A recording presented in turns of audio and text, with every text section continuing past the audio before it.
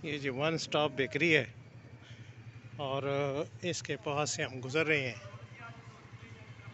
आज के इस खूबसूरत से मंज़र को एंजॉय करते हुए।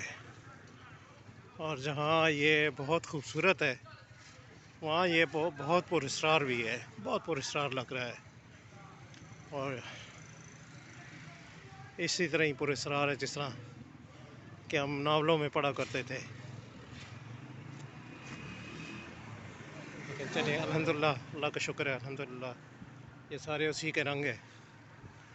बस बंदा एंजॉय करने वाला हो और उसके अंदर ये हिस्स होनी चाहिए कि वो मुख्तलिफ़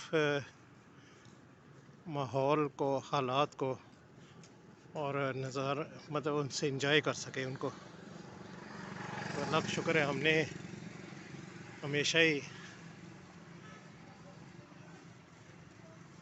ऐसे मौसम को एंजॉय किया है।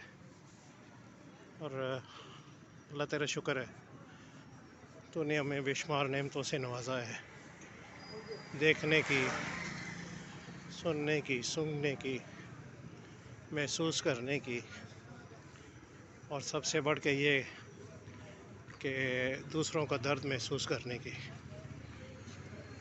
तो अल्लाह ताला बस